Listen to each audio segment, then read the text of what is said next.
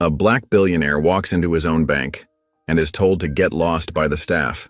They don't recognize him. They think he's just another man who doesn't belong. But minutes later, he walks back in, suited, powerful, and deadly calm. And this time, he fires everyone. Because what they didn't know? He secretly owned the bank, and what he found during his undercover visit would expose years of racism, corruption, and lies buried deep within the system. Why did he really go undercover? And what secret did one intern uncover that changed everything? Before we get into the story, comment below where in the world you are watching from today. And if you like this story, don't forget to subscribe. The late afternoon sun cast long shadows through the floor-to-ceiling windows of Jeremiah Rhodes's private office, painting golden streaks across the polished mahogany desk where he sat. 50 stories above San Francisco Bay, the view was breathtaking. Sailboats dotted the water like tiny white butterflies, and the Golden Gate Bridge stretched majestically across the horizon. But Jeremiah's attention was fixed on the stack of documents before him. His fingers, steady and deliberate, turned each page of the acquisition agreement. The leather chair creaked softly as he leaned forward, his reading glasses perched on the bridge of his nose. The numbers were exactly as negotiated. 51% controlling interest in Dominion Trust, purchased through Nova Cascade Holdings, a shell company he'd created specifically for this purpose. 20 years, he murmured to himself, remembering the long journey from writing code in his cramped studio apartment to building the software that would revolutionize banking security. Now, that same expertise had given him the means to acquire one of the oldest financial institutions in the country. He picked up the Mont Blanc pen, a gift he'd bought himself after his first million, and signed his name with careful precision. Each stroke of the pen felt weightier than usual, more significant. This wasn't just another business deal, this was personal. The intercom buzzed, interrupting his thoughts. "Mr. Rhodes, the courier from legal just delivered an urgent package. Should I bring it in?" "Yes, Sarah. Thank you." His assistant entered, her heels clicking against the hardwood floor. She placed a thick manila envelope on his desk, her expression concerned. "It's marked confidential, hand delivery only." Jeremiah nodded, waiting until she left before breaking the seal. The contents spilled out across his desk, internal memos, loan applications, employee records, all spanning decades. As he read, his jaw tightened. The evidence was damning. Loan applications from minority neighborhoods systematically marked for higher interest rates. Property appraisals consistently undervalued in redlined districts. Qualified candidates of color passed over for promotion, while less experienced white employees advanced. The DEI initiatives were nothing more than window dressing, carefully crafted PR moves with no substantial change in policy or practice. Jeremiah stood walking to the window. His reflection stared back at him.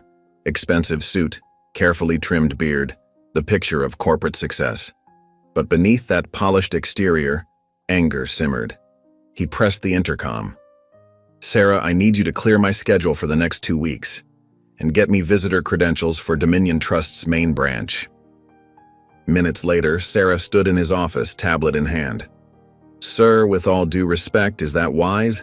The acquisition hasn't been publicly announced yet.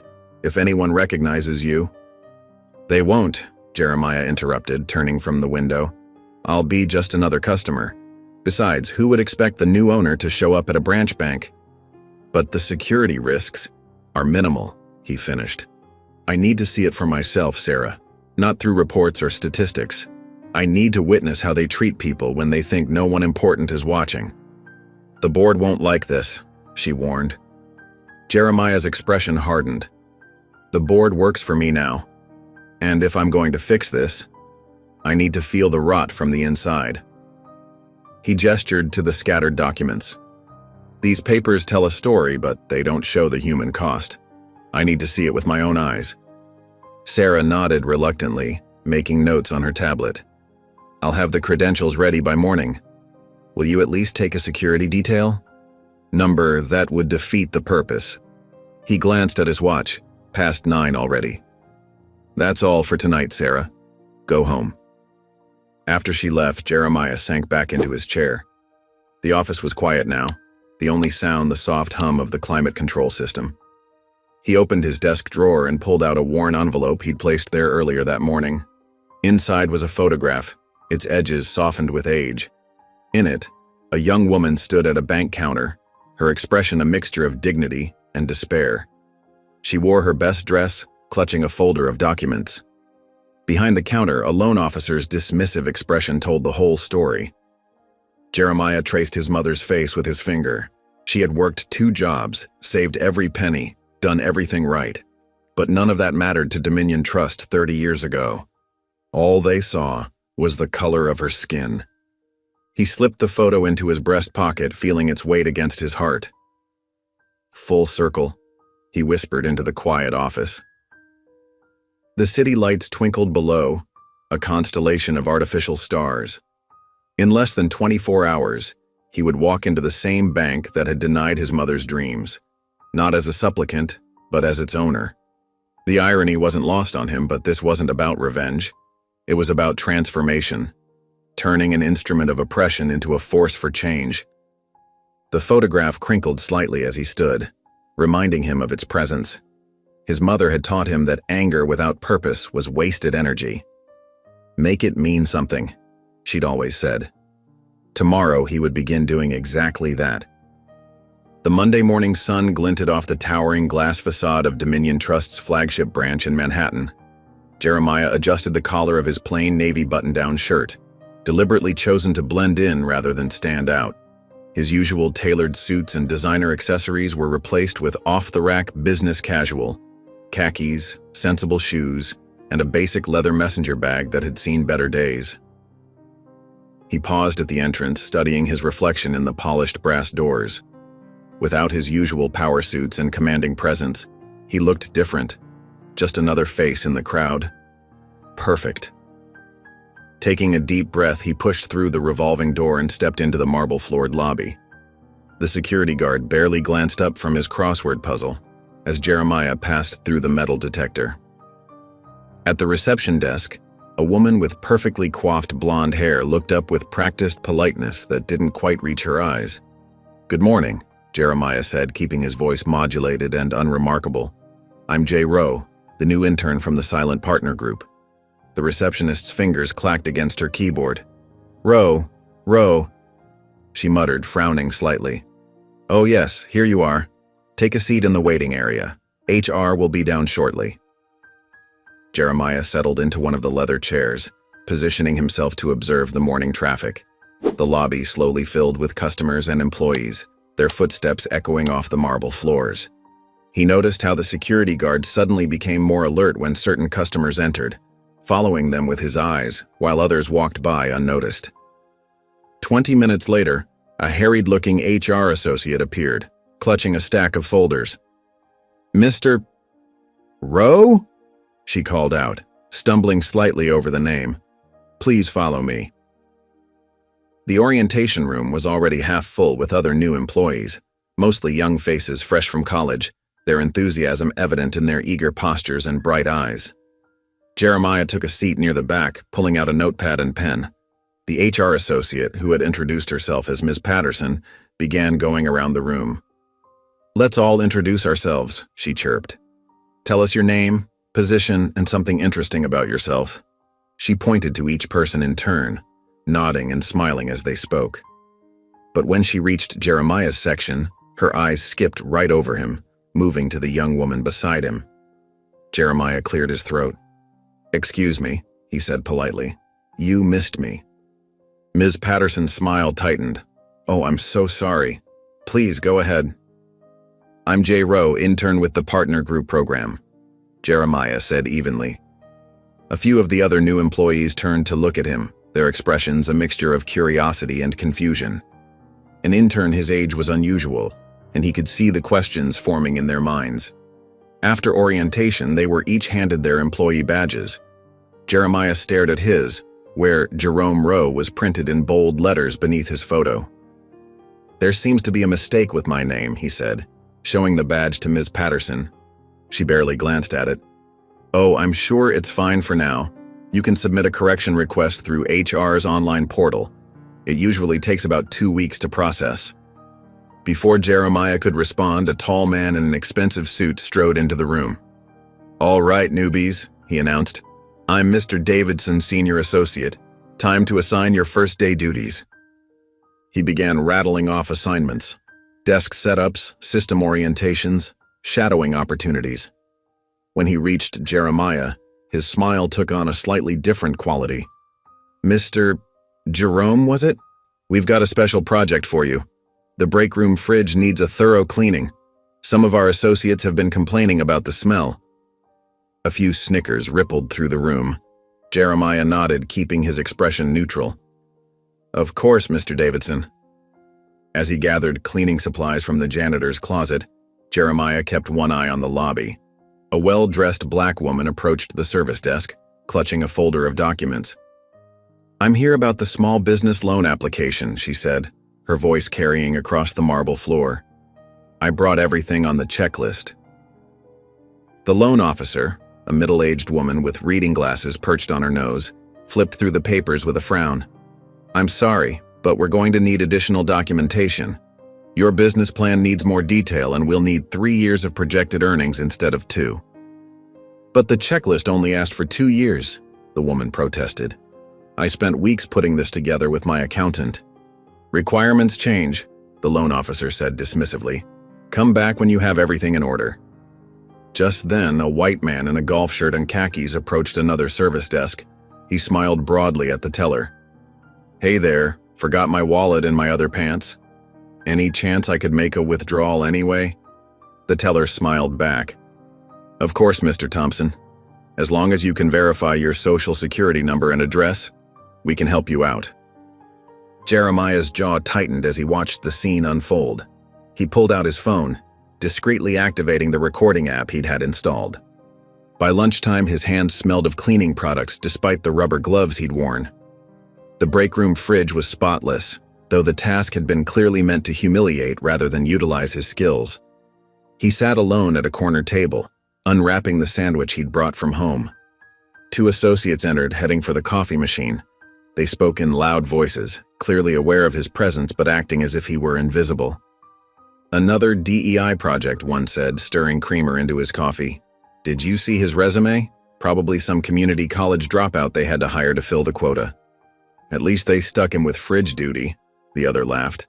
"Better than having him mess up anything important." Jeremiah's fingers tightened around his sandwich, but his face remained impassive. He pulled out his phone and typed a quick message to Sarah. "Recorders are working. It's worse than I expected." He glanced at the newly cleaned fridge where his deliberately misspelled name had already been scrawled on a yogurt container with a question mark. Jerome? The casual cruelty of it all was both familiar and infuriating. But he remained still, observing, recording, gathering evidence for the reckoning to come. The next morning, Jeremiah arrived at Dominion Trust while the sky was still tinged with purple dawn light. He'd chosen another unremarkable outfit: brown slacks and a light blue button-down shirt that had seen better days. The security guard was different from yesterday, but the cursory glance was the same, just another face, not worth remembering. The marble lobby was empty except for the cleaning crew finishing their morning routine. The sharp scent of lemon cleaner hung in the air as Jeremiah made his way to his assigned desk, a cramped cubicle in the far corner of the open office space. He settled in, arranging his worn messenger bag and the simple lunch he'd packed. Mr. Davidson appeared at 8:15 a.m., his expensive suit pristine as ever. He seemed surprised to find Jeremiah already at his desk. "Jerome," he said, deliberately using the wrong name again. "Good, you're here early. We've got a special project for you today." His smile didn't reach his eyes. The basement archives need organizing. Files from the past quarter need to be sorted and stored properly. "Of course, sir," Jeremiah replied evenly. "I'll get started right away."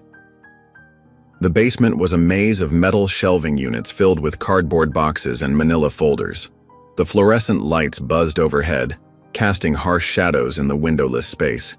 The air was thick with the musty smell of old paper and dust. Jeremiah began methodically working through the stacks of files. His fingers were soon coated with a fine layer of dust, but he maintained his careful, thorough approach. Each file was examined, sorted, and placed in its proper location. He knew they'd expected him to rush through the task carelessly. After all, who would care about perfectly organized files in a basement no one visited? Around mid-morning, while sorting through a box of loan applications, a torn piece of paper caught his attention. It was part of what appeared to be an internal report, partially shredded but still legible in sections. Jeremiah carefully laid out the pieces on a nearby desk. The fragments told a disturbing story. Loan approval rates for black applicants were consistently 40% lower than those for white applicants with similar credit scores and financial profiles.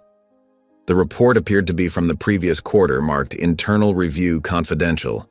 "What are you doing?" Jeremiah looked up to find his supervisor, Ms. Reynolds, standing at the bottom of the stairs. Her sharp eyes moved from his face to the pieces of paper on the desk. "I found this while sorting files," Jeremiah said, keeping his voice neutral. "It seems like an important document. Should it have been shredded?" Ms. Reynolds' lips pressed into a thin line. "You're just an intern," she said coldly. "Don't ask too many questions. Focus on your assigned task, filing, nothing else." "Of course," Jeremiah replied. "My apologies." She watched as he swept the torn pieces into a trash bin, then turned and clicked back up the stairs in her heels. Once her footsteps faded, Jeremiah retrieved the pieces and carefully tucked them into his messenger bag. During his lunch break, Jeremiah positioned himself in the lobby, ostensibly reviewing orientation materials while actually observing the customer service interactions. The hidden camera in his tie clip recorded everything. An elderly Hispanic couple entered, holding hands and speaking quietly to each other in Spanish. They approached the information desk where a young teller sat filing her nails. "Good afternoon," the man said with a slight accent. "We would like to speak with someone about refinancing our mortgage." The teller barely looked up. "Do you have an appointment?" "No, we thought—" "Sorry," she cut him off. "You need an appointment for that. You'll have to come back another day." She turned her attention back to her nails. "Please," the woman said softly.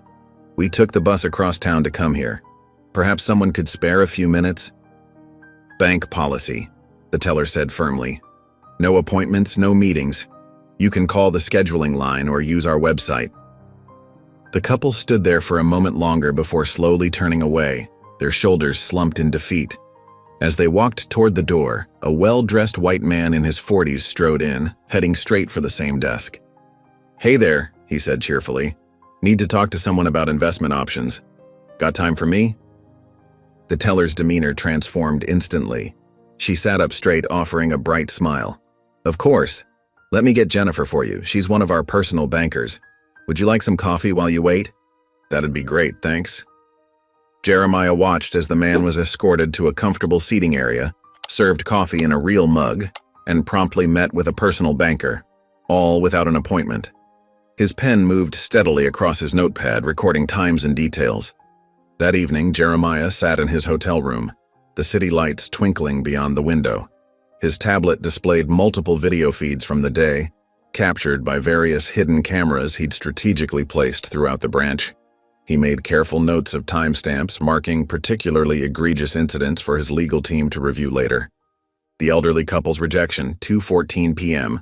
The white investor's immediate service, 2:17 p.m. Ms. Reynolds' dismissal of the discriminatory loan report, 10:43 a.m. Each incident was another piece of evidence, another brick in the wall of systemic discrimination he was documenting. He stood and walked to the window, looking out at the glittering skyline of Manhattan. "They think I'm invisible," he muttered, his reflection ghosted against the glass. "Let's see how far they'll go." The Wednesday morning sun cast long shadows through Dominion Trust's glass facade as Jeremiah made his way through the revolving doors. 3 days in, and the security guard barely glanced at his badge anymore. Just another face in the crowd, exactly as he'd planned. He headed toward Conference Room B, where the weekly team meeting was scheduled. The room was already filling up with associates in crisp suits and polished shoes, the smell of expensive coffee wafting through the air. Jeremiah took a seat near the back, arranging his notepad and pen neatly on the table. Mr. Davidson entered, his presence immediately commanding attention. His gaze swept the room, landing on Jeremiah with obvious displeasure. "Excuse me," Davidson said, his voice carrying that particular tone of polite disdain that seemed standard issue at Dominion Trust. "This meeting is for real staff only. Interns aren't included." Jeremiah maintained his calm demeanor, though his jaw tightened slightly. "The orientation packet mentioned all staff meetings were open." "That's for regular interns," Davidson cut him off. "You can make better use of your time restocking office supplies. The third-floor supply closet needs organizing, and the lobby coffee station is a mess." Several associates smirked behind their leather portfolios. Jeremiah stood slowly, gathering his materials. "Of course, sir. I'll get right on that." The supply closet was a cramped space that smelled of toner and rubber bands. Jeremiah methodically arranged paper clips, sticky notes, and printer paper, documenting everything with the tiny camera hidden in his tie clip. Each discriminatory interaction was another piece of evidence, another nail in Dominion Trust's coffin. After finishing with the supplies, he moved to the lobby coffee station. The chrome and glass setup was actually quite clean, but he wiped it down anyway, straightening sugar packets and stirrers with careful precision. A couple of associates walked past, whispering and snickering. He pretended not to notice. During his break, Jeremiah headed to the staff lounge carrying his simple brown bag lunch. Just before entering, he heard voices from inside, 2 senior associates he recognized from previous days. "Can you believe they keep sending us these diversity hires?" The first voice belonged to Thomas Wheeler, a senior loan officer. "Soon they'll have us reporting to janitors and ex-cons." "Right?" That was Peter Morris, head of consumer accounts. "Like that new one, Jay or Jerome or whatever. Probably can't even read a balance sheet." Jeremiah stepped into the doorway, his presence silencing their laughter. Both men turned, startled but quickly recovering their composure behind masks of corporate indifference. "Excuse me," Jeremiah said quietly but firmly. "I couldn't help but overhear your conversation. Would you care to elaborate on those comments?" Wheeler's face reddened. "Were you eavesdropping?"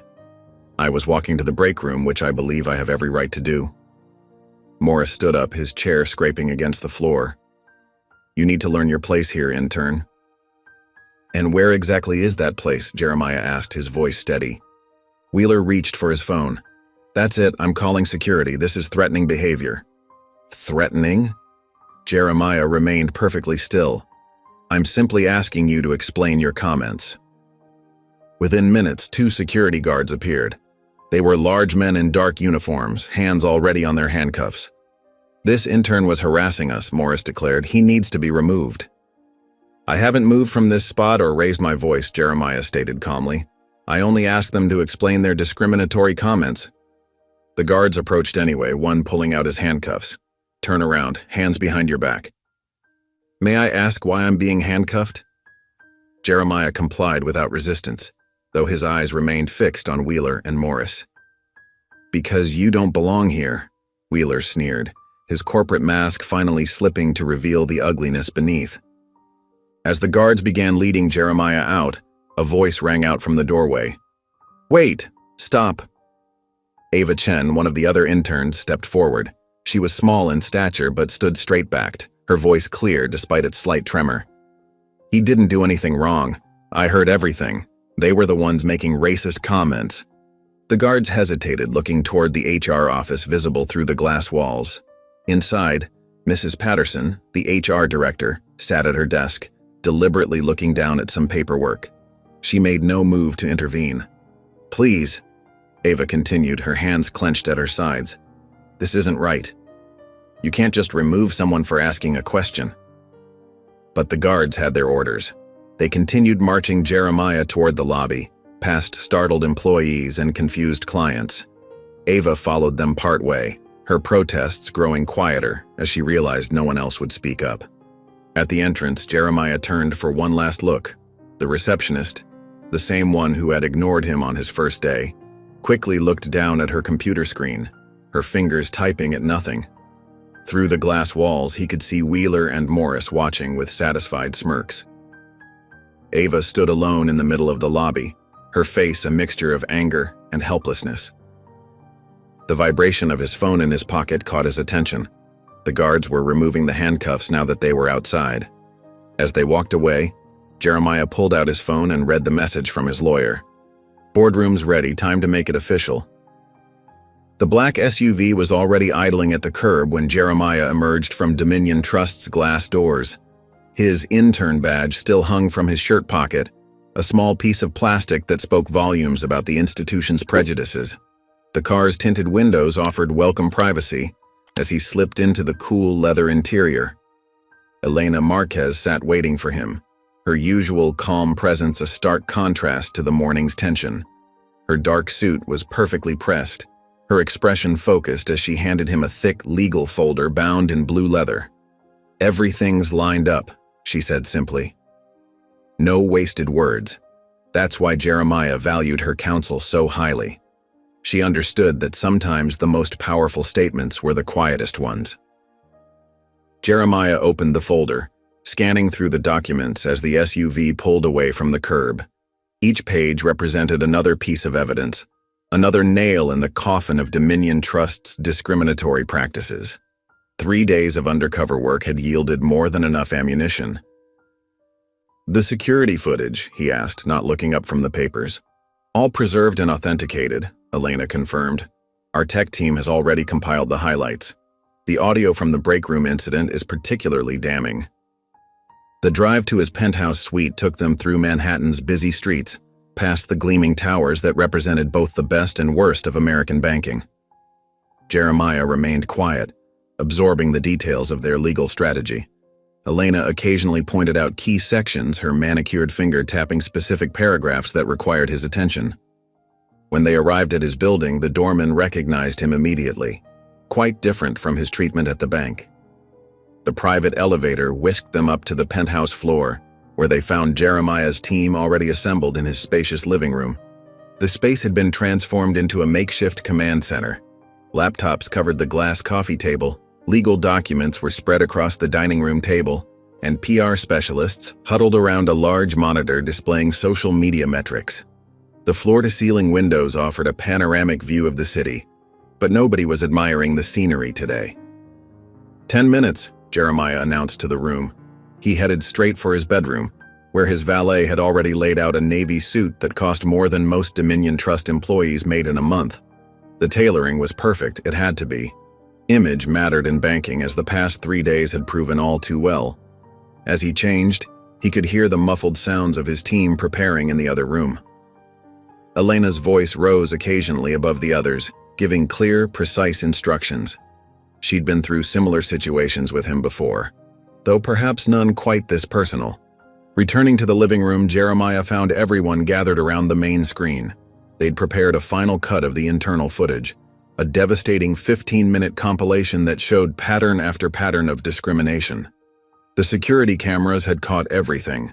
The subtle dismissals, the different treatment of clients based on race, the whispered comments when they thought no one was listening. Jeremiah watched it all with an impassive expression, though his hands, clasped behind his back, tightened slightly at certain moments. When it finished, the room was silent, waiting for his response. "Keep it clean," he said finally. "No theatrics, just truth." The team nodded, understanding perfectly. This wasn't about revenge or public humiliation. It was about systematic change, about making sure what happened to his mother, what happened to countless others, wouldn't keep happening. They moved with practiced efficiency after that.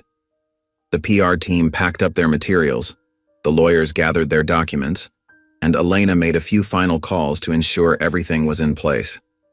Within 20 minutes, they were heading back to Dominion Trust. This time, the SUV wasn't alone. 2 more vehicles carried additional team members, and Jeremiah's private security detail, professionals who looked nothing like the guards who'd handcuffed him earlier. They pulled up to the bank's entrance in a coordinated arrival that drew immediate attention from people on the street. Jeremiah emerged first, his transformation complete. Gone was the hesitant intern in business casual attire. In his place stood a man who controlled billions in assets, whose software powered half the banking systems in the country. Elena flanked him on one side, another attorney on the other, with security guards taking up protective positions. They entered through the main doors with purpose and authority. The lobby fell silent as heads turned to watch their progress. The receptionist, who had ignored J. Rowe for 3 days straight, now stared open-mouthed at the procession. Several associates who had smirked at the intern now pressed themselves against walls, trying to become invisible. Near the loan officer's desk, Ava Chen stood frozen, a stack of files clutched to her chest. Her eyes met Jeremiah's, confusion and recognition warring on her face as she processed the transformation she was witnessing. He gave her a small nod as he passed, a gesture of acknowledgement that seemed to both reassure and perplex her further. The group moved with purpose toward the executive conference room, their footsteps echoing on the marble floor. No one tried to stop them. No one asked for ID or appointments. Amazing what a well-cut suit and an air of authority could do in a place like this. The branch manager, Richard Collins, was in the conference room, reviewing quarterly reports when they entered. He looked up with the automatic annoyance of someone used to being in charge and not appreciating interruptions. Recognition hadn't hit yet. He'd never bothered to actually look at the intern he'd helped humiliate over the past 3 days. "Can I help you?" he asked, his tone carrying that same smug superiority that had colored every interaction during Jeremiah's undercover stint. Jeremiah stood at the head of the conference table, Elena and his team arranging themselves around him like a well-choreographed dance. His voice, when he spoke, was exactly as calm and measured as it had been in the break room earlier. Only now it carried the weight of real power behind it. "No," he replied evenly, "but I can help you pack." The hastily arranged all-staff meeting created a wave of disruption through Dominion Trust's flagship branch. Employees filed into the large conference room with varying degrees of annoyance and anxiety written across their faces. Some checked their watches repeatedly, while others whispered in small clusters, shooting furtive glances at the front of the room where a projector screen had been set up. The conference room, with its mahogany table and leather chairs, usually projected an air of old-money stability. Today, it felt more like a courtroom. The afternoon sun filtered through the floor-to-ceiling windows, casting long shadows across the plush carpet. Jeremiah stood silently at the head of the table, his presence commanding attention without saying a word. His navy suit was impeccable, his posture relaxed but purposeful. Elena Marquez sat to his right, a stack of folders arranged precisely in front of her. 2 security guards stood at attention near the doors.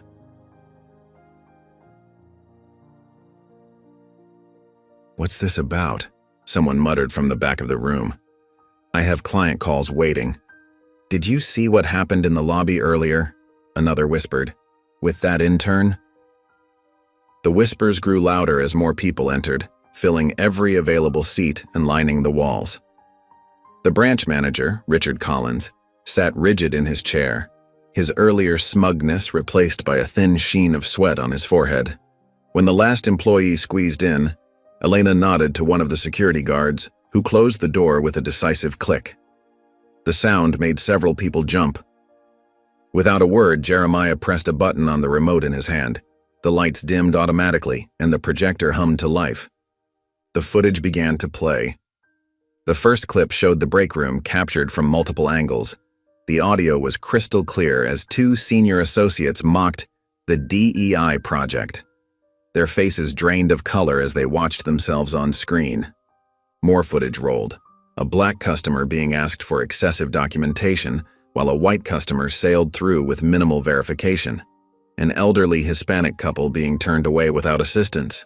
Whispered comments in hallways about keeping standards up and maintaining the right image. Then came the security footage from that morning. Jeremiah calmly standing in the break room, being confronted by senior staff, and ultimately being handcuffed and escorted out while HR personnel watched through their office windows doing nothing. Gasps echoed across the room. Some employees shifted uncomfortably in their seats. Others stared at their hands. A few stood up, moving toward the doors, only to find their path blocked by the security guards. "Please remain seated," Elena said firmly, her voice carrying to every corner of the room. The screen went dark. In the sudden silence, Jeremiah finally spoke. His voice was measured, carrying no trace of anger despite the evidence they'd just witnessed. "I'm Jeremiah Rhodes," he said simply. "As of 9 a.m. today, I own 72% of Dominion Trust. That makes me your employer." The revelation hit the room like a physical force. Several people audibly gasped. Richard Collins looked like he might be sick. Jeremiah picked up a folder from the table, opening it with deliberate slowness. The rustle of paper seemed unnaturally loud in the tense silence. "When I began this investigation," he continued, "I expected to find systemic issues. What I discovered was worse than I anticipated. The culture of discrimination in this institution isn't just systemic, it's celebrated. That ends today." He began reading names from the list. Each one rang out like a judge's gavel. Richard Collins, Sarah Whitman, James Peterson. The list continued, 17 names in total. "Your employment is terminated, effective immediately. Security will escort you to collect your personal belongings." The named employees sat frozen, as if hoping they'd heard wrong. When security guards began moving toward them, the reality set in. Some protested, others remained silent, but all were efficiently escorted from the room. Jeremiah continued with another list. "The following 6 individuals are placed under investigation pending review of their actions and decisions." More names, more shocked faces. Finally, he addressed the remaining employees. "Everyone else is dismissed for the next 48 hours. This is paid suspension pending a full review of our practices and policies. You'll receive detailed communications about next steps within 24 hours." The room sat in stunned silence. Nobody moved at first, as if waiting for permission. Finally, Elena stood up. "You may go now," she announced. "Please check your email regularly for updates." People began filing out slowly, their movements stiff and uncertain. Some cast worried glances at Jeremiah, others kept their eyes firmly on the floor. The room gradually emptied until only a handful of people remained. Ava Chen was the last to leave. She stood from her chair slowly, gathering her notebook with careful movements. As she walked toward the door, she paused, turning to look at Jeremiah. Their eyes met across the room, hers filled with a complex mixture of understanding and uncertainty, his steady and resolute. The moment stretched for a second longer before she turned and walked through the door, leaving Jeremiah and his team alone in the conference room. The emptiness of Dominion Trust's flagship branch felt different at night. The usual bustling energy and pretentious atmosphere had given way to something more honest, more raw. The overhead lights were dimmed to their evening setting, casting long shadows across the polished marble floors as Jeremiah Rhodes walked slowly through the hallways. His footsteps echoed in the silence, each step a reminder of his earlier journey through these same corridors. But then, as a supposed intern, treated with disdain and suspicion. Now, as the majority owner, he moved with quiet purpose, taking in every detail of the space that had become ground zero for his mission of change. The staff lounge door was unlocked. Jeremiah pushed it open, letting his hand linger on the cool metal handle. The room looked smaller at night, more intimate without the harsh fluorescent lighting and judgmental stares. The counter he'd been ordered to clean gleamed under the soft evening lights. He ran his hand across its smooth surface, remembering the satisfied smirks of those who'd assigned him the menial task. The break room still held echoes of cruel laughter and dismissive comments. He could almost hear the voices. Another DEI project. The memory of cold metal handcuffs against his wrists was still fresh, as was the feeling of being pushed toward the exit like an unwanted intruder. The very air in this room seemed thick with accumulated prejudice, years of casual cruelty and systemic discrimination packed into its walls. Jeremiah walked to the window, looking out at the city lights twinkling against the darkening sky. The view was beautiful, but it felt tainted now, knowing what had transpired behind these windows day after day, year after year. A soft knock at the door pulled him from his thoughts. Ava Chen stood in the doorway, a cardboard box tucked under one arm. She looked smaller somehow, more vulnerable than she had during the day. Her professional facade had cracked slightly, revealing the uncertainty beneath. "Mr. Rhodes," she said, her voice quiet but steady. "I didn't expect anyone to be here." "Neither did I," Jeremiah replied, turning to face her fully. "Please come in." "And it's Jeremiah." Ava hesitated for a moment before stepping inside. She placed her box on a nearby table, her movements careful and measured. "I wasn't sure," she started, then paused to gather her thoughts. "After today, I wasn't sure if I still had a job. I thought it would be better to collect my things now, quietly." Jeremiah gestured to one of the chairs at the small break room table. "Have a seat, Ava." She sat down, smoothing her skirt with nervous hands. Jeremiah took the chair across from her, maintaining a respectful distance while keeping his body language open and attentive. "You tried to stop them today," he said. It wasn't a question. Ava nodded, her eyes focusing on some distant point beyond the window. "I knew it was wrong. What they were doing to you, what they've been doing to so many people." She took a deep breath, and when she spoke again, her voice carried the weight of long-buried pain. "I've seen it before, too many times." "Tell me," Jeremiah said simply. Ava's hands clasped together tightly in her lap. "My father," she started, then steadied herself. "He had a restaurant in Chinatown. A good one. Family recipes passed down through generations. We weren't rich, but we were doing okay. Then in 2009, the kitchen equipment started failing. He needed a loan to upgrade everything." She looked directly at Jeremiah now, her eyes bright with remembered hurt. "He came here, to this branch. His English wasn't perfect, but his paperwork was. The business was profitable. He had collateral, but they rejected him without even looking at his documents properly. No real explanation given." Jeremiah listened intently, his face showing understanding rather than pity. "The equipment kept breaking down," Ava continued. "We lost customers, had to close within 6 months. My father—" Her voice caught slightly. "He never really recovered from that. 30 years of work, of building something from nothing, gone because someone decided he wasn't worth the risk." The room fell quiet for a moment, the weight of her story hanging in the air between them. "That's why you spoke up today," Jeremiah said softly. "When security was taking me out." Ava nodded, wiping quickly at her eyes. "Because no one ever did for my father." Her voice grew stronger.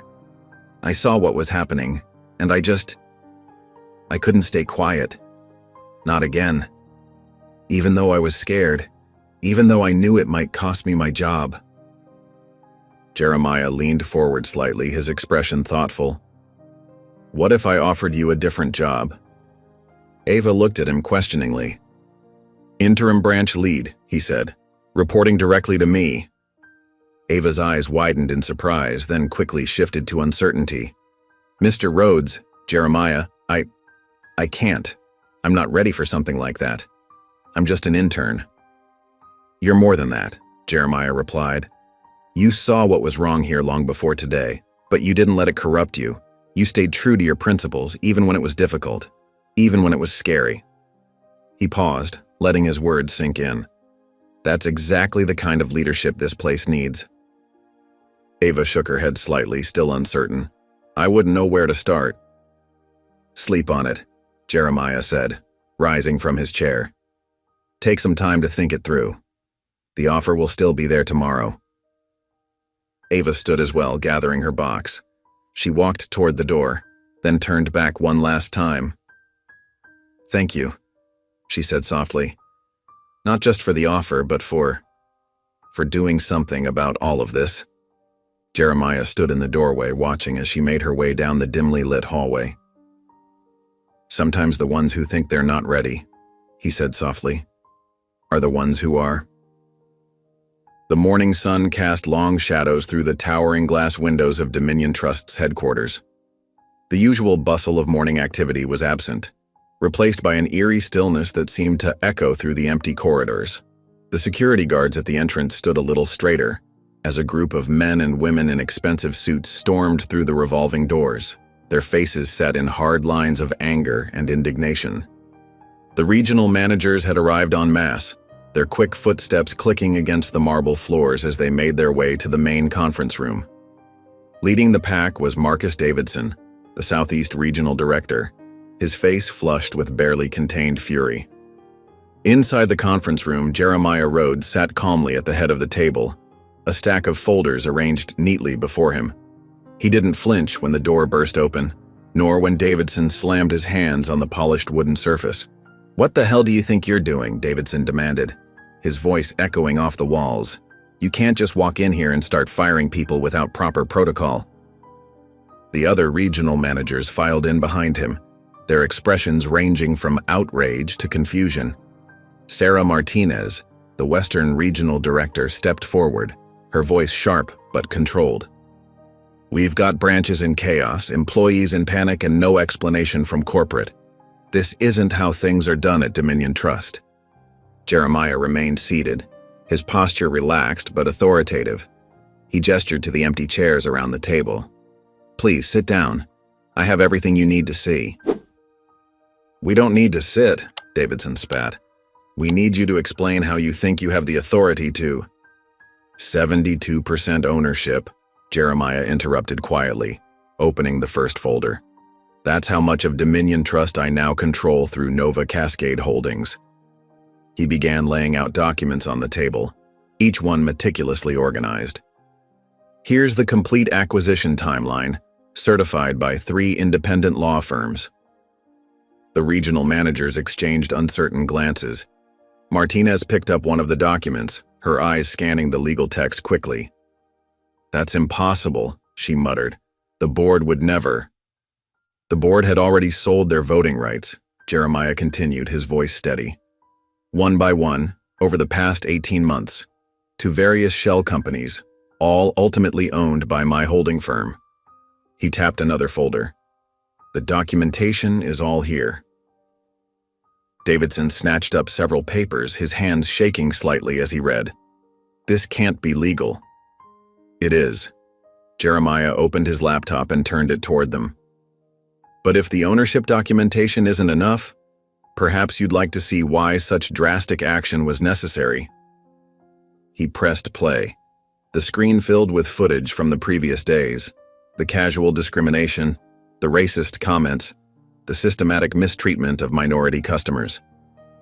The regional managers watched in growing horror as scene after scene played out before them. "There's more," Jeremiah said, pulling out another folder. "Whistleblower statements, internal reports showing discriminatory lending patterns, evidence of redlining going back decades." He spread the documents across the table like cards in a losing hand. All of it documented, all of it verified. The room had grown very quiet. Martinez sank into a chair, her face pale. Davidson's anger had deflated, replaced by a sickly look of recognition. "How long?" asked Thomas Chen, the Northeast Regional Director, speaking for the first time. "How long have you been planning this?" Jeremiah's expression remained neutral. "Long enough to do it right. Long enough to make it permanent." He stood up slowly, his presence filling the room. "The takeover is complete. It's legal, and it's unstoppable." One by one, the regional managers took seats around the table, the fight draining from their postures as reality settled in. They were no longer in control. Everything had changed. Several blocks away, in a quiet coffee shop tucked between tall buildings, Ava Chen sat at a window table, her hands wrapped around a cooling cup of green tea. The morning crowd had thinned, leaving her almost alone with her thoughts. She kept replaying her conversation with Jeremiah from the night before, his words echoing in her mind. That's exactly the kind of leadership this place needs. The weight of the opportunity felt overwhelming. She had spent her internship trying to be invisible, to avoid drawing attention while quietly observing the injustices around her. The idea of stepping into a leadership role, of having real power to make changes, both thrilled and terrified her. Her father's face floated in her memory, his proud smile when the restaurant was doing well, his defeated expression the day they had to close. She remembered how he had stood in their empty dining room, touching each table one last time as if saying goodbye to old friends. The buzz of her phone startled her from her thoughts. A message appeared on the screen. If you're ready, the door's open. J.R. Ava stared at the words for a long moment, her heart beating faster. She thought about all the times she had stayed quiet, all the wrongs she had witnessed but felt powerless to address. She thought about her father, about Jeremiah in handcuffs, about every person who had been dismissed or denied simply because of who they were. Meanwhile, back at Dominion Trust, Jeremiah stood in what had once been forbidden territory, the executive office. Just days ago, he had been ordered to clean break rooms and file papers in the basement. Now he stood where decisions were made, where power had been wielded so carelessly for so long. The employee roster on his laptop screen showed rows of cleared names, positions waiting to be filled with people who would bring real change to the institution. His cursor moved to an empty field, and he began to type, "Ava Chen, pending promotion." The words stood out against the white background, a small but significant step toward transformation. Jeremiah closed the laptop with a quiet click. "Time to rebuild," he said to the empty office, his voice carrying the weight of purpose and promise. The morning sun had barely crept over the Manhattan skyline when Ava Chen found herself standing on the sidewalk outside Dominion Trust's imposing glass facade. The building that had once felt like a prison of quiet desperation now loomed before her as something else entirely. An opportunity, but also a challenge that made her stomach twist with uncertainty. She pulled out her phone for what felt like the 100th time, reading Jeremiah's message again. "If you're ready, the door's open." The words were simple, but they carried the weight of everything that had happened in the past few days. The confrontation in the break room, Jeremiah's revelation, and their late-night conversation that had changed everything. A cool breeze rustled her carefully pressed blazer, and Ava adjusted the strap of her leather messenger bag. She had dressed with extra care today, choosing clothes that made her feel both professional and authentic, a far cry from the careful invisibility she had cultivated during her internship. Two security guards stood at attention near the entrance, their faces neutral but alert. They were new, part of the changes Jeremiah had already implemented. Ava recognized neither of them, which somehow made it both easier and harder to take that first step forward. The lobby felt different in the unusual quiet. No hurried footsteps echoing across marble floors, no buzz of morning conversations, no line of customers waiting for service. Instead, a small group of people in business attire stood near the reception desk talking in low voices. They turned as Ava entered, and a woman with silver-streaked hair stepped forward with a warm smile. "Ms. Chen, I'm Patricia Alvarez, part of the temporary operations team." She extended her hand, her grip firm and welcoming. "Mr. Rhodes said you'd be joining us this morning." Before Ava could respond, familiar footsteps sounded from the direction of the elevators. Jeremiah Rhodes appeared, dressed impeccably in a charcoal suit, but wearing the same kind expression she remembered from their late-night conversation. "Good morning, Ava," he said simply, as if this were any ordinary day. "Ready for the tour?" Ava nodded, finding her voice. "Yes, I think so." They took the elevator to the third floor where the executive offices were located. The hallway seemed longer than Ava remembered from her few ventures up here during her internship. Jeremiah led her past several empty offices, their nameplates recently removed, until they reached a corner office with large windows overlooking the city. "This is yours," Jeremiah said, opening the door. Ava stepped inside, her heart beating faster. The office was spacious, with a solid wooden desk, comfortable chairs, and a small conference table by the window. Sunlight streamed through the glass, warming the room. This had been Branch Manager Davidson's office, the same man who had barely acknowledged her existence during her entire internship. This is too much," Ava said, her voice barely above a whisper. "I've never even managed a team before." Jeremiah moved to stand beside her, both of them looking out at the city below. "You know what I saw in that break room?" he asked. "When everyone else stayed silent, when security was dragging me out, you spoke up. You didn't know who I was. You didn't know if it would cost you your job. You just knew something was wrong, and you couldn't stay quiet." He turned to face her, his expression serious. "I didn't pick you because you're perfect. I picked you because you cared when it counted."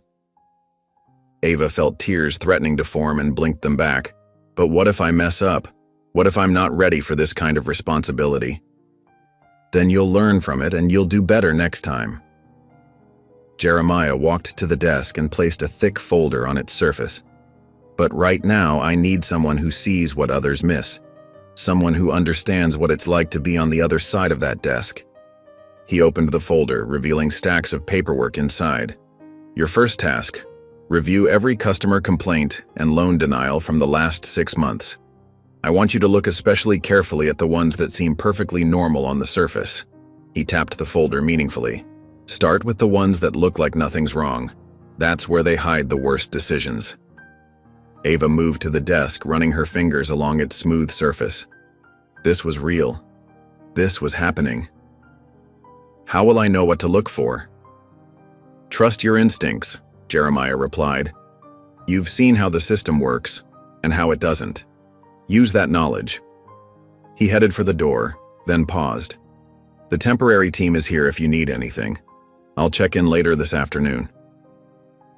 After he left, Ava sat in the leather chair, still warm from the morning sun. The office felt too big, too important for someone like her.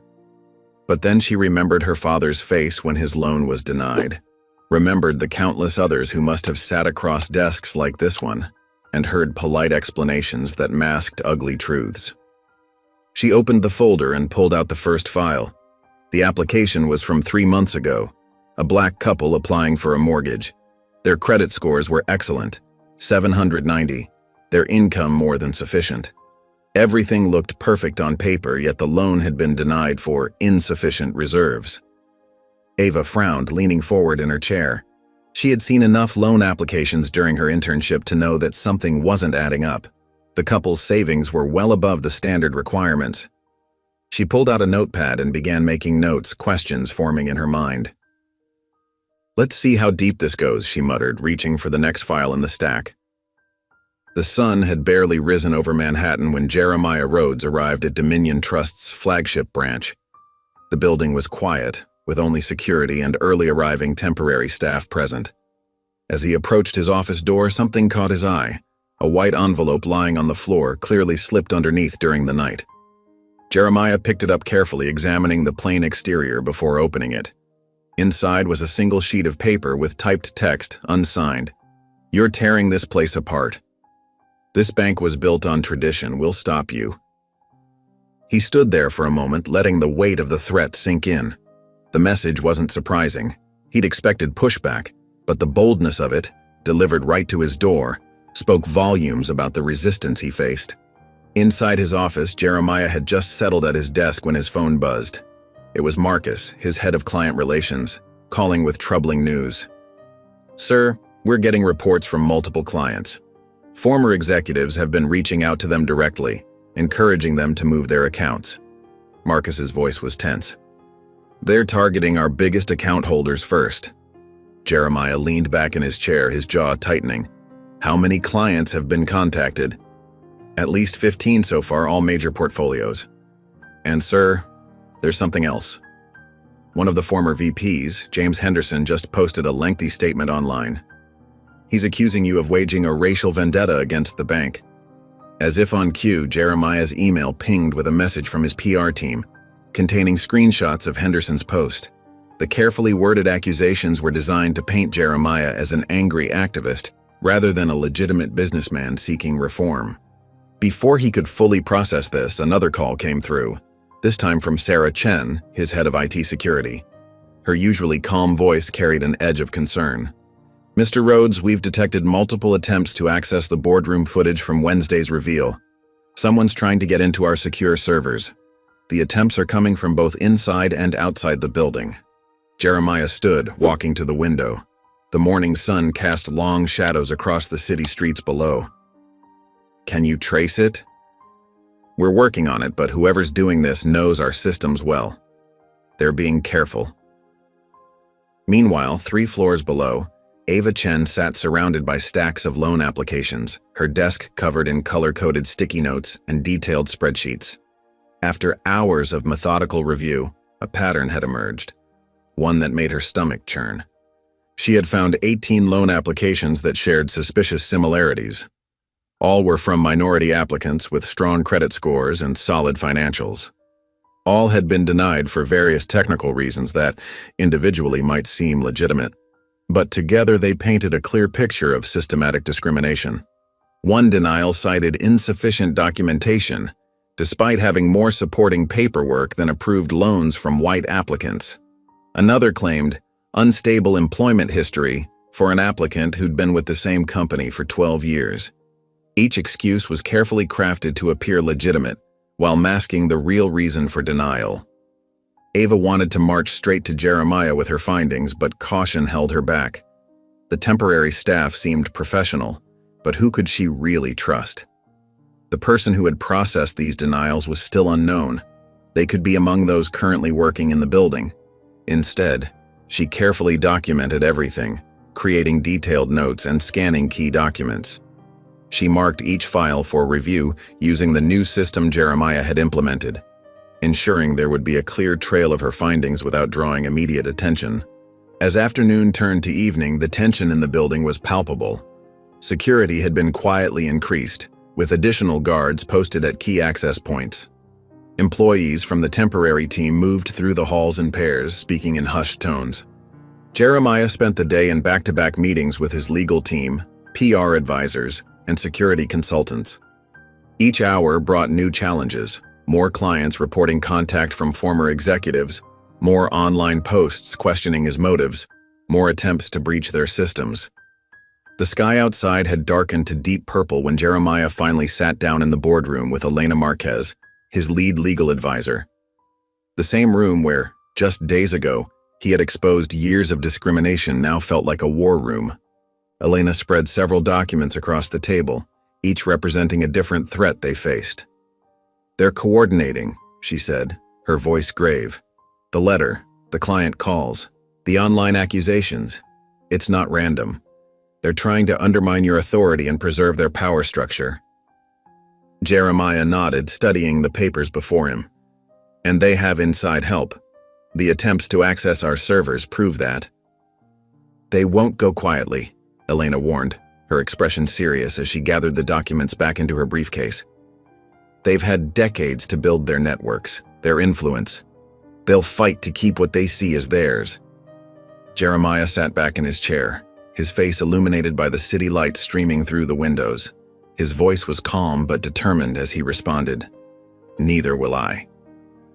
The boardroom fell silent, the weight of the coming battle settling over them both.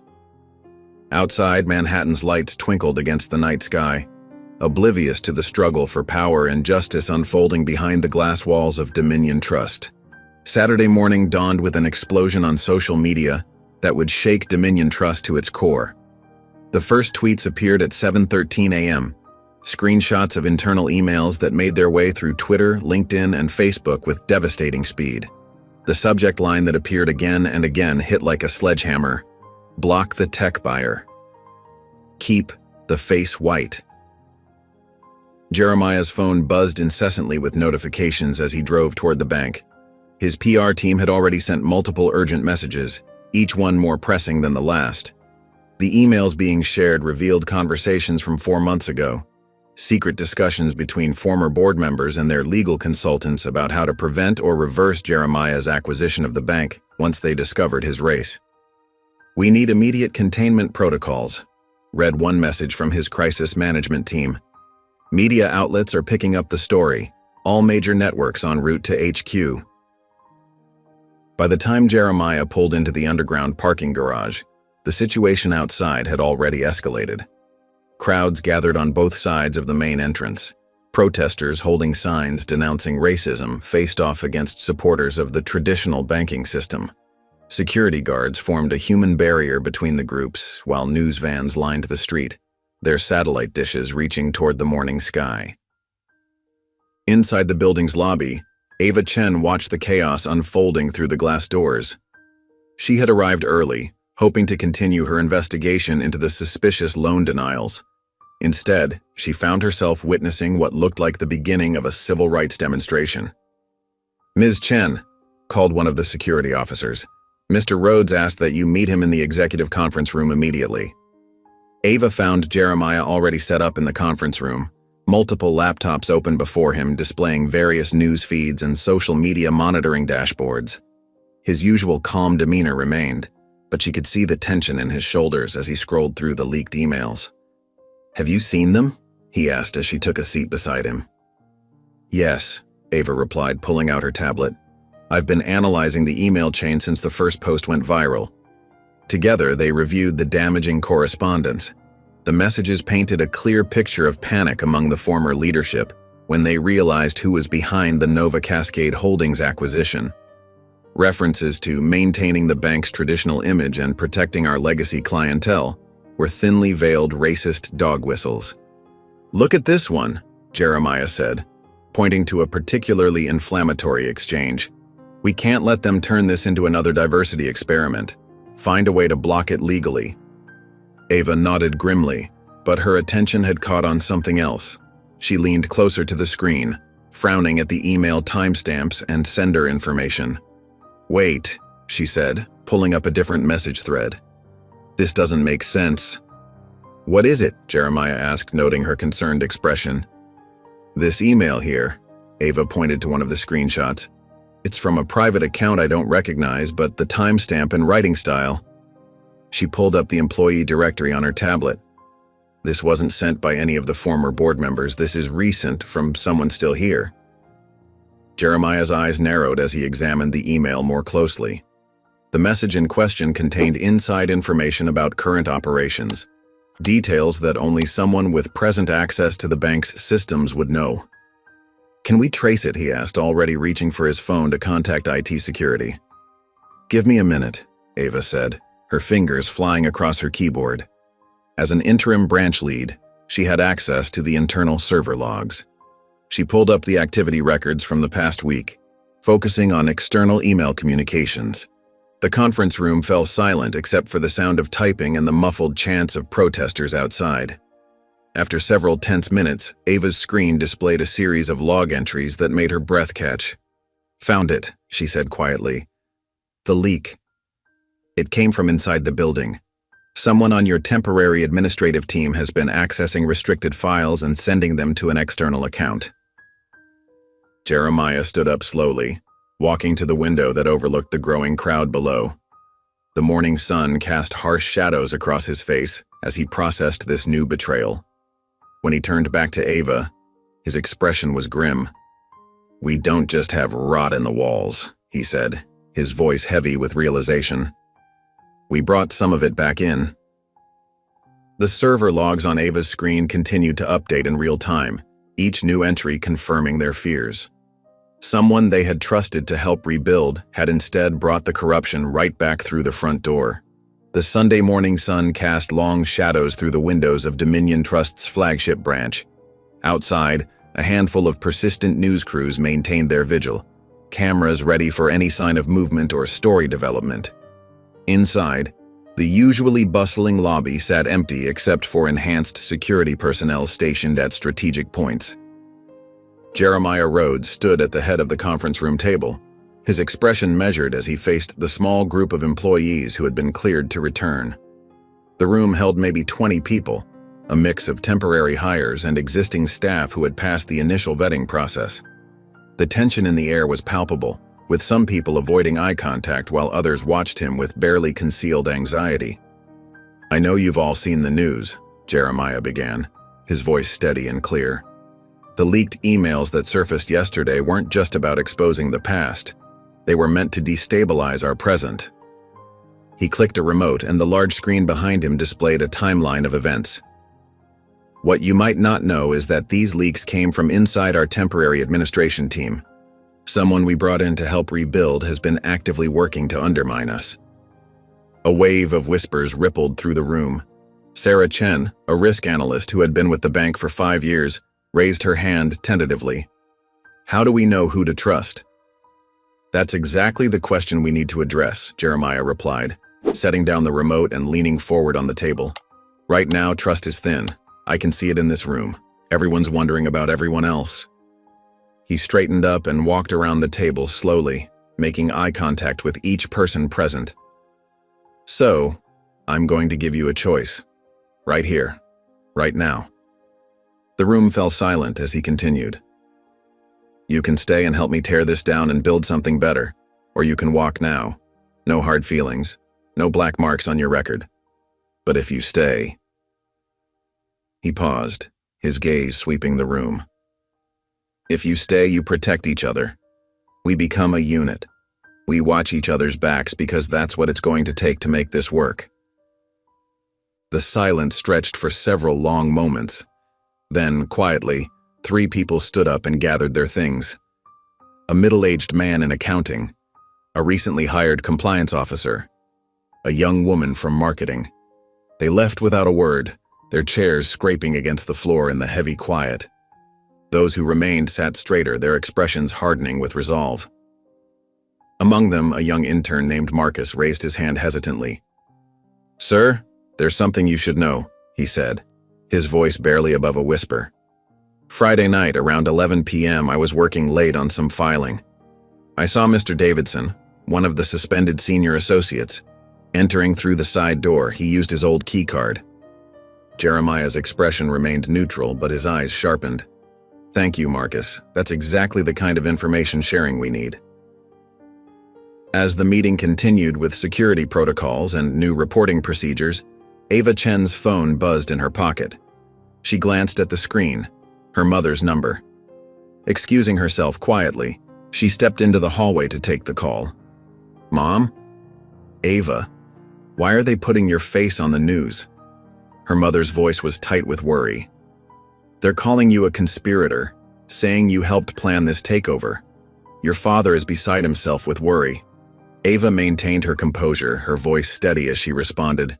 "Mom, it's okay. I'm doing the right thing here. We're trying to fix something that's been broken for a long time. But the risk, Ava. These people, they're powerful. They can hurt your future." "I know, Mom. I have to go now. I love you." After ending the call, Ava leaned against the wall, her professional facade crumbling. Tears welled up in her eyes as the weight of everything, the publicity, the pressure, her parents' fear, crashed over her. She slid down to sit on the floor, trying to muffle her sobs with her hand. Footsteps approached, and she looked up to see Jeremiah standing there, his expression understanding. He sat down beside her, maintaining a respectful distance. "They don't want people like us here," he said quietly, staring straight ahead. "That's why we're the ones who have to be." Ava wiped her eyes, drawing strength from his words and presence. They sat in companionable silence for a moment, before returning to the meeting, where the remaining team was already organizing into new security protocols and communication channels. As night fell over the city, the news crews finally packed up their equipment and departed. The protesters had long since gone home. Jeremiah walked the empty branch floor alone, his footsteps echoing in the darkness. He checked each office methodically, ensuring everything was secure. In one of the senior loan officer's offices, something caught his eye, a small yellow square stuck to the computer monitor. He approached slowly, reading the handwritten message on the post-it note. "You're a virus in the bloodstream." Jeremiah reached out and peeled off the note with deliberate care. He held it up to the dim light coming through the window, a slight smile playing at the corners of his mouth.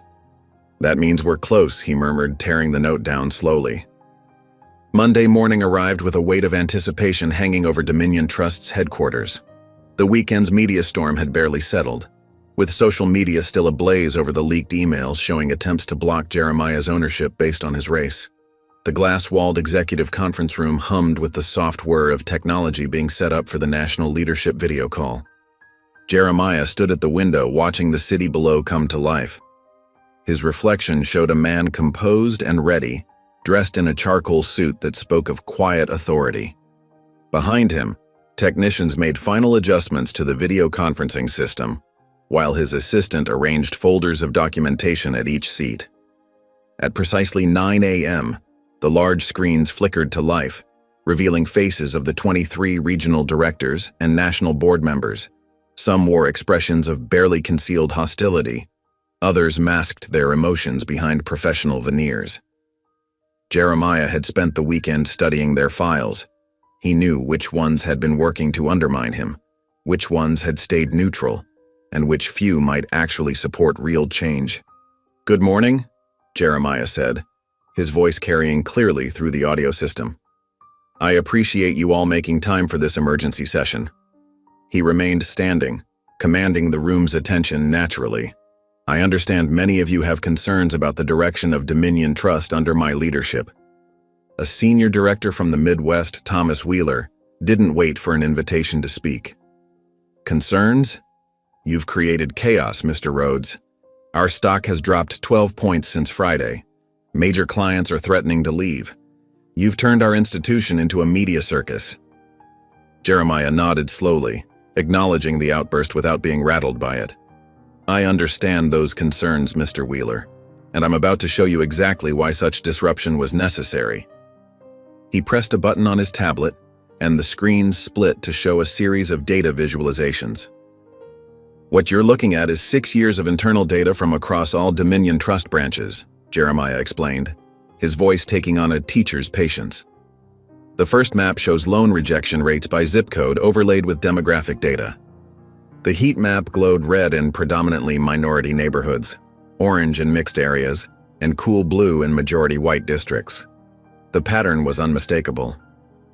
In areas with over 60% minority populations, loan rejection rates are triple the national average, even when controlling for income, credit score, and debt-to-income ratio," Jeremiah continued, clicking through to the next slide.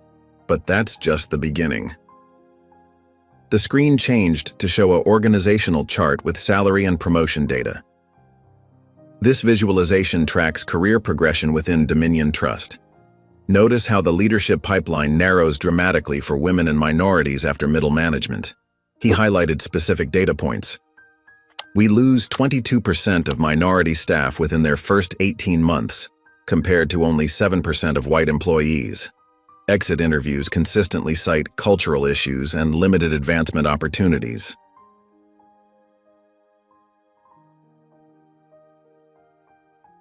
Several faces on the video screens had grown uncomfortable. One director tried to interrupt, but Jeremiah held up his hand firmly. "I'm not finished," he said, his tone brooking no argument, "because this next part is crucial." He brought up a new series of slides, these showing internal communication patterns and decision-making flows. "Our current systems actively discourage transparency. Loan decisions that should be based on objective criteria are instead influenced by individual biases at multiple points in the process. We've created a culture where discrimination isn't just possible, it's baked into our procedures." The room had grown very quiet.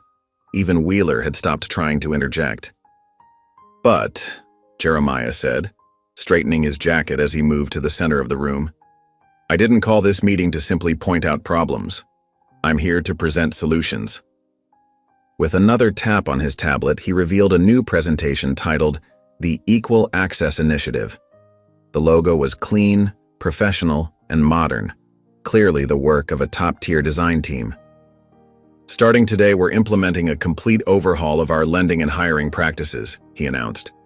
"First, a new branch audit system that tracks every customer interaction and loan decision in real time. Second, complete transparency in our lending algorithms and decision trees, available to both regulators and customers. Third, a permanent watchdog committee composed of external equity specialists who will have full access to our data and operations." Protests erupted from several video feeds. "This is unprecedented. You can't expose our proprietary systems. The shareholders will never accept this." Jeremiah waited for the outcry to settle, then spoke with quiet authority. "The shareholders already have. While you were trying to block my ownership through back channels, I was securing support from our major institutional investors. They've seen the data. They understand that in today's world, equity isn't just moral, it's profitable." He clicked to the final slide showing projected growth metrics under the new system. "By eliminating biased lending practices, we actually expand our qualified customer base. By improving retention of minority talent, we reduce hiring and training costs. By leading in transparency, we attract a new generation of customers who demand ethical banking." The silence that followed was deafening. Several directors looked shell-shocked. Others seemed to be processing the implications. One by one, 4 video feeds went dark as members resigned on the spot. Jeremiah surveyed the remaining faces. Those who wish to be part of this transformation are welcome to stay. Those who don't, your resignation letters can be sent to HR by end of day. 3 more feeds went dark. The rest of you will receive detailed briefings on the Equal Access Initiative implementation timeline. Thank you for your time. Jeremiah ended the call with a decisive tap. As the screens went dark and the technical team began packing up their equipment, the conference room slowly emptied. Ava Chen, who had been observing quietly from the corner, remained behind. She approached Jeremiah, who was gathering his materials. "They thought you came here to make noise," Jeremiah said to her, organizing the folders with careful precision. "I came here to rewrite the manual." The afternoon sun streamed through the windows of Dominion Trust's main conference room as Ava Chen stood at the head of the table, her heart beating faster than she wanted to admit. 20 pairs of eyes studied her with varying degrees of skepticism and curiosity. She recognized the looks. She'd seen them before, directed at others like her who'd managed to break through the ceiling. The conference room itself seemed to hold its breath. The sleek mahogany table stretched before her like a runway, each face along its length a potential ally or obstacle. Some of the older employees shifted uncomfortably in their chairs, their body language speaking volumes about their thoughts on having someone so young and Asian leading their meeting. Ava smoothed her navy blazer, a gesture more for self-assurance than appearance. The weight of her new employee badge, with interim branch lead printed clearly beneath her name, felt both foreign and significant against her collar. "Good afternoon, everyone," she began, her voice steady despite the flutter in her stomach. "I know this has been a week of significant changes for all of us." She paused, meeting eyes around the table. "Some of you know me as the intern who spoke up last week. Others might not know me at all. That's about to change." A subtle murmur rippled through the room. Near the back, Marcus Davidson, a loan officer with 20 years at Dominion Trust, made a show of checking his phone. Ava noticed but continued without breaking stride. "Starting today, we're implementing new protocols for loan processing and customer service." She clicked her presentation remote, bringing up a detailed flowchart. "Every interaction will be documented. Every decision will have clear, objective criteria. No more gut feelings about who belongs here and who doesn't." "With all due respect," Davidson interrupted, his voice carrying that particular tone of condescension Ava had heard too many times before. "Some of us have been doing this job since before you were in grade school. We know our customers, we know what works." Several heads nodded in agreement. Ava felt the room tilting toward his perspective, but she'd prepared for this moment. Without missing a beat, she opened a folder on her laptop and connected it to the main screen. "Let's talk about what works, Mr. Davidson," she said, her voice calm but firm. "I have here 23 loan applications from the past 4 months, all denied under your signature." She clicked through the first few files. All applicants had credit scores above 750, all had verified income well above our standard requirements, all had substantial down payments ready. The room grew quieter. Davidson's face tightened. "Would you like to guess what these applicants had in common?" Ava asked, though it wasn't really a question. "Those files are confidential," Davidson protested, sitting straighter in his chair. "They're internal records I'm authorized to review as branch lead," Ava corrected him, "and they show a clear pattern of rejection for qualified minority applicants. Same neighborhoods, same demographics. Different excuses each time, but always the same result." She brought up a particularly stark example. This one, a black couple, both doctors, with a combined income of $400,000 and a 790 credit score. "You cited insufficient documentation despite their file containing every required document, plus additional references." Davidson's face had turned red. "You can't just come in here and—" "Actually, I can," Ava cut in, her voice still measured but carrying an edge of steel. "We're not pretending anymore. We're correcting." She turned to address the whole room. "This isn't about shaming individuals. It's about acknowledging patterns we've all been trained to ignore or excuse. Starting today, that changes." She clicked to the next slide, showing new approval matrices and documentation requirements. These are our new standards. They apply equally to everyone. No exceptions, no special favors, no unofficial gut check rejections. Her gaze swept the room. If anyone has a problem implementing these changes, my door is always open for honest discussions. What I won't tolerate is passive aggression, hidden gatekeeping, or status-based favoritism. Davidson stood up abruptly, his chair scraping against the floor. This is ridiculous. I don't have to sit here and be lectured by some diversity hire about how to do my job. He gathered his things, heading for the door. Mr. Davidson, Ava called after him, her voice clear and steady. Your performance review is scheduled for tomorrow at 9 a.m. I expect to see you there. He paused at the door, then left without responding. The tension in the room was palpable, but Ava noticed several younger employees sitting up straighter, looking at her with something like respect.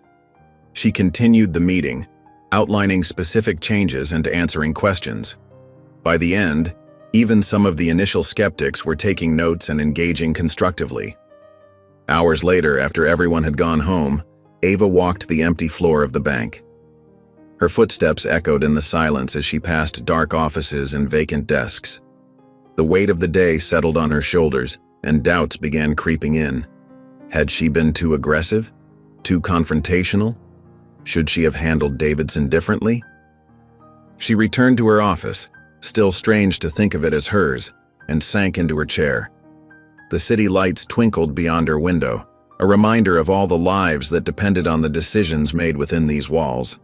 Her father's face flashed in her mind, remembering how defeated he'd looked when his business loan was rejected years ago. Her phone buzzed with a message from Jeremiah. Leadership isn't about knowing everything. It's about standing still when the fire starts. Ava read the words several times, letting them sink in. She thought about how Jeremiah had handled his own revelation, calm, prepared, unwavering in the face of resistance. With renewed purpose, she closed her laptop and pulled out a fresh notepad from her desk drawer. At the top, in clear, decisive handwriting, she wrote, "Policies to undo." The Tuesday morning sun cast long shadows through the glass-walled offices of Dominion Trust. Jeremiah sat at his desk, reviewing the latest IT security report with growing concern. His tech team had been working through the night, tracing digital breadcrumbs that led to an unexpected source. "Are you certain about this?" he asked the head of IT security, who stood nervously shifting his weight from one foot to the other. "Yes, sir. The IP address matches Naomi Vance's workstation. We have logs showing her accessing the system at 9:47 p.m. last Friday, using an admin credential that shouldn't have been active." Jeremiah leaned back in his chair, processing this information. Naomi Vance had been one of the few senior staff members he'd chosen to keep during the transition. As compliance officer, she'd maintained a carefully neutral stance throughout the upheaval, even expressing support for his reforms. Just last week, she'd praised Ava's handling of the loan review process. The betrayal stung, but it didn't surprise him. He'd learned long ago that the loudest supporters sometimes hid the deepest resistance. He pulled up the security footage from Friday night on his monitor. The timestamps aligned perfectly with the IT logs. The grainy video showed Naomi entering the building at 9:32 p.m., using her temporary access card. She moved through the halls with purpose, eventually settling at a workstation in the compliance department. Jeremiah watched as she inserted a USB drive and began typing. The footage was clear enough to see her frequently checking over her shoulder, the guilty behavior of someone who knew they were crossing a line. "Call Ms. Vance to my office," he instructed his assistant, "and have security ready but discreet." 20 minutes later, Naomi Vance sat across from him, her posture rigid and professional. She wore a cream-colored blazer and pearl earrings, the picture of corporate respectability. Her face betrayed nothing as Jeremiah placed a folder on his desk. "Ms. Vance," he began, his voice level and controlled, "we need to discuss your after-hours activities." "I sometimes work late," she replied smoothly. "As compliance officer, there's been quite a lot to review with all the recent changes." Jeremiah nodded slowly. "Indeed. Though most compliance work doesn't require unauthorized admin access or leaked internal emails."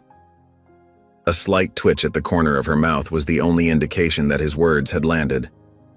I'm not sure what you're implying, Mr. Rhodes. Without speaking, Jeremiah turned his monitor toward her. The security footage played silently. Naomi at the workstation, checking over her shoulder, typing rapidly. He paused it on a clear frame of her face.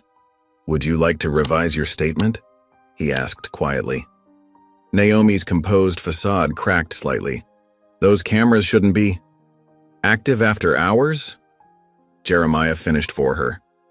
"That was changed last week, along with all security protocols." He opened the folder, revealing printed copies of access logs and email traces. "We have everything, Ms. Vance. The only question is whether you'll tell me the truth now, or if we need to make this more difficult." The room fell silent.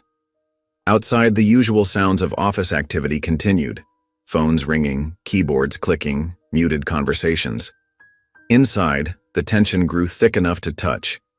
Finally, Naomi's shoulders slumped slightly. "They approached me 3 months ago," she admitted, her voice barely above a whisper. "Before the takeover was complete." "Who did?" "Former board members. They knew something was happening with the ownership structure, but they couldn't trace it back to you directly." She smoothed her skirt, a nervous gesture. "They just wanted information at first, then delays. Small things to slow down the process." Jeremiah kept his expression neutral. "And after the takeover?" Naomi's laugh held no humor. "They were furious.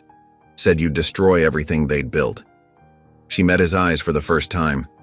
"They paid me to delay you, not to stop you. But after you fired them, they said you'd burn the whole thing down. They wanted proof." "So you leaked the emails?" "Yes." She looked down at her hands. "But I was careful. I only shared things that were already documented. Things they could have gotten through legal channels anyway." Jeremiah pulled another document from his folder, a draft of the Equal Access Initiative with highlighted sections. "And this? Was this also something they could have gotten legally?" Naomi's face paled. "How did you—" "It doesn't matter how we know," Jeremiah cut in. "What matters is that you passed confidential reform plans to external parties. Parties who are now using that information to develop counter-strategies with legacy clients and private investors." The implications of her actions seemed to finally hit Naomi. She slumped further in her chair. "I didn't think they would. I knew they'd resist, but you didn't think about the consequences," Jeremiah finished. "About how many people could be hurt by delaying these reforms. About how many families might be denied loans while the old guard tries to protect their position." Tears welled in Naomi's eyes, but Jeremiah felt no sympathy. He'd seen too many tears from the other side, from people like his mother, like Ava's father, who had been crushed by the system Naomi helped maintain. "You'll be escorted out today," he said firmly. "Your final paperwork will be handled by HR. We won't make this public, and we won't pursue legal action, provided you maintain complete confidentiality about your time here." That's it?" Naomi asked, seemingly surprised by the lack of dramatics. "That's it."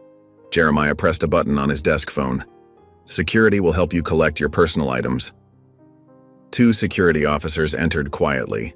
Naomi stood, straightening her blazer one last time. "For what it's worth," she said, pausing at the door, "I think what you're trying to do here is right. You just chose the wrong side," Jeremiah finished. "Goodbye, Ms. Vance." After she left, Jeremiah turned to face the floor-to-ceiling windows of his office. The city sprawled before him, a maze of buildings and streets where countless stories like his mother's had played out over decades. He thought about the leaked initiative, about how the old power structure was already mobilizing to fight back. "They're not playing corporate politics anymore," he muttered to himself, watching his reflection in the glass. "They're playing survival." The evening sun cast long shadows across the Dominion Trust conference room as Jeremiah's most trusted advisors filed in one by one. The tension in the air was thick enough to cut with a knife. Ava Chen took her seat near the head of the table, her expression grave. She'd spent the afternoon reviewing loan applications, but the urgent message from Jeremiah had pulled her away from her work. Security guards stood outside the heavy wooden doors, a new protocol since the email leak. Once everyone was seated, Jeremiah pressed a button that activated the room's electronic privacy measures. A soft hum indicated that all recording devices were now blocked. "Thank you for coming on such short notice," Jeremiah began, his voice steady but serious. "We have a situation that requires immediate attention." He glanced at Elena Marquez, his lead counsel, who nodded grimly. "As some of you know, we discovered a leak earlier today. Naomi Vance, our compliance officer, was passing information to former board members." He paused, letting the news sink in. Several advisors shifted uncomfortably in their seats. "But that's not why I called this meeting." Jeremiah clicked a remote, and a financial projection appeared on the wall screen. The numbers were stark, a potential $480 million withdrawal highlighted in red. "Hawthorne Asset Group," he continued, "our oldest and largest client, is threatening to pull their entire portfolio unless we, quote, reconsider our aggressive reform agenda." The room erupted in murmurs. Hawthorne wasn't just any client. They were institutional royalty, a cornerstone of Dominion Trust's reputation in the financial world.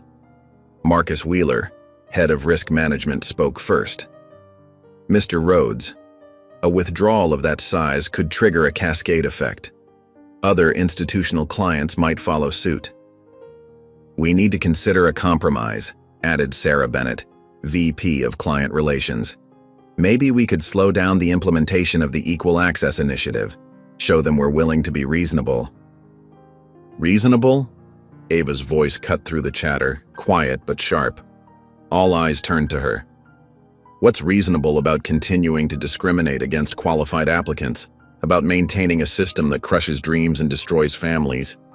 "Ms. Chen," Wheeler said, his tone condescending, "I understand your passion, but this is about survival. Without major clients like Hawthorne, there won't be a bank left to reform." "If we compromise now," Ava responded, sitting straighter in her chair, "we validate every lie they told about us. We prove that profit matters more than people. That money speaks louder than morality." The room divided quickly. One side argued for pragmatism, for finding middle ground. The other stood firm with Ava, insisting that any compromise would undermine the entire mission. Through it all, Jeremiah remained silent, watching, listening. Elena Marquez cleared her throat.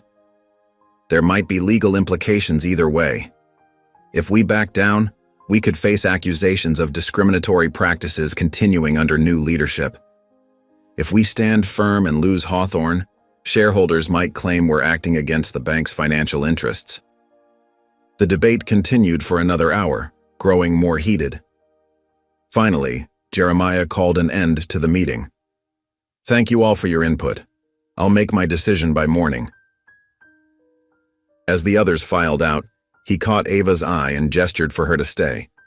Once they were alone, she seemed to deflate slightly, the weight of the day visible in her shoulders. "You were quiet during most of that," she said, moving to stand by the window. "I wanted to hear everyone's honest opinions." Jeremiah joined her, looking out at the city lights beginning to twinkle in the dusk. "Including yours." Ava was silent for a long moment, her reflection in the glass showing a mix of pain and determination. "There's something you should know about Hawthorne," she finally said, her voice barely above a whisper. Jeremiah turned to face her fully.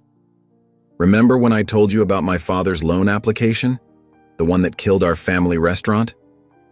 She swallowed hard. "I've been going through the archived files. I found it yesterday. The same bank that denied my father's loan? It was Hawthorne's fund manager who signed off on it. Richard Morton. He's still there, still making those same decisions." The revelation hung heavy in the air between them. This wasn't just business anymore. It was personal for both of them. Jeremiah thought of his own mother, of all the doors that had been closed in her face. "They're not just threatening our reforms," Ava continued, her voice growing stronger. "They're threatening everything we're trying to change. Every family like mine, every dream they've crushed. They want to keep that power. And now they're using their money to try to force us back in line." Jeremiah nodded slowly, understanding the full weight of what they were facing. This wasn't just about one client or one withdrawal. It was about the entire system they were trying to dismantle. Later that night, after everyone else had gone home, Jeremiah sat alone in his office. The city lights sparkled beyond his window, but his attention was focused on a sealed envelope on his desk. It had been discovered in the bank's archives earlier that day. A letter from William Dominion himself, the original founder of the bank, written 70 years ago. With careful fingers, Jeremiah broke the seal and unfolded the yellowed paper. The handwriting was elegant, confident. The words of a man who never doubted his place in the world. To my successors at Dominion Trust, our sacred duty is clear: to be guardians of generational wealth for the right families. We must ensure that the proper social order is maintained, that wealth flows through the correct channels, through the right hands. This institution stands as a bulwark against the degradation of our society's carefully constructed hierarchies. Jeremiah didn't need to read further. The meaning was clear enough. He reached for a metal waste bin and placed it on his desk. From his drawer, he took out a lighter, one he kept for the occasional cigar with clients. Slowly, deliberately, he held the flame to one corner of the letter. The paper caught quickly, curling and blackening as the fire spread. He dropped it into the metal bin and watched it burn, the founder's words turning to ash. "Time to write a new founding document," he said to the empty room. The morning sun streamed through the floor-to-ceiling windows of Dominion Trust's main boardroom, casting long shadows across the polished mahogany table. The room was packed to capacity, with regional executives filling every chair and legal advisors lining the walls. The tension in the air was palpable, thick with uncertainty and fear. Jeremiah Rhodes stood at the head of the table, his posture relaxed but purposeful. Ava Chen sat to his right, a stack of reports organized neatly in front of her. The whispers and murmurs died down as Jeremiah cleared his throat. "I understand everyone's concerned about Hawthorne's threat," he began, his voice carrying clearly across the room. $480 million is a significant sum. Some of you have suggested we should compromise, slow down our reforms, show what you call reasonable flexibility. Marcus Wheeler, a senior regional director, leaned forward. "Mr. Rhodes, with all due respect, we're talking about nearly $500 million in assets. The market impact alone." "The market impact of what?" Jeremiah interrupted calmly. "Of standing up for what's right? Of refusing to perpetuate a system that has destroyed countless lives and dreams?" He pressed a button on his tablet, and the room's main screen lit up with a series of graphs and charts. These numbers tell a story of systematic exclusion, of opportunities denied, of potential wasted, not because of risk assessments or credit scores, but because of zip codes and last names. Sarah Bennett, VP of Client Relations, raised her hand. "We all support the general direction of reform, Mr. Rhodes. But surely there's room for a more gradual approach, something that won't alienate our institutional clients." Jeremiah's expression remained steady, but his eyes hardened slightly. "If our business can only survive by accommodating discrimination, it doesn't deserve to." A shocked silence fell over the room. He let it linger for a moment before continuing. "The Equal Access Initiative launches today, not next quarter. Not after more studies or consultations. Today." He nodded to Ava, who stood and took her place beside him. "We're not just changing policies," Jeremiah continued. "We're changing the entire culture of banking. Effective immediately, Dominion Trust will submit to an external ethics audit conducted by the Center for Financial Inclusion. Additionally, we're creating a searchable public archive of anonymized lending data. Complete transparency." The room erupted in concerned murmurs. Elena Marquez, his lead counsel, stepped forward. "The legal framework is already in place. The archive will protect individual privacy while providing unprecedented visibility into our lending practices." Jeremiah turned to face the screen, where a new set of slides appeared. "As for Hawthorne Asset Group, our message is simple. Stay and adapt to our new standards, or take your capital elsewhere. There will be no negotiation on basic human dignity." Wheeler stood up, his face flushed. "This is madness. You're going to sink this entire institution over ideology." "Actually, Ava spoke up, her voice quiet but firm. The numbers suggest otherwise. She tapped her tablet, and new data filled the screen. In the past 2 weeks alone, minority business loan applications have increased by 312%. First-time homeowner applications are up 278%. She moved through her slides with quiet confidence. Through our community outreach program, we've identified a massive untapped market of qualified borrowers who previously avoided Dominion Trust due to its reputation. These are people with strong credit scores, solid business plans, and real potential for growth. The data was compelling. Charts showed projected growth curves, risk assessments, and market expansion possibilities. By excluding these customers, Ava continued, we weren't just being morally wrong, we were being financially stupid. Jeremiah nodded approvingly. This isn't charity, this is smart business. We're not just opening doors, we're opening markets. The meeting continued for another hour, with questions flying and debates heating up. But the decision was final. By noon, the Equal Access Initiative was officially launched, accompanied by a press release and social media campaign. Throughout the day, Jeremiah and Ava worked side by side, fielding calls, coordinating with PR, and managing the immediate fallout. The media response was intense, with coverage ranging from glowing praise to harsh criticism. As evening approached, they gathered in Jeremiah's office, monitoring the situation. Elena Marquez entered with a tablet in hand, her expression unreadable. It's official, she announced. Hawthorne just confirmed. They're pulling all $480 million. Ava's hands tightened on her armrests, but her face remained composed. Jeremiah simply nodded, as if expecting this. Then Elena smiled. But you might want to see this. She handed the tablet to Jeremiah. 16 new investors have committed funds in the last 48 hours, all specifically citing our new initiatives as their reason for choosing Dominion Trust. Ava leaned forward to look at the screen. Her eyes widened. 620 million? She whispered. All socially responsible investment funds, Elena confirmed. They want to be part of what we're building here. Jeremiah set the tablet down carefully. The setting sun cast orange light across his face as he looked out over the city.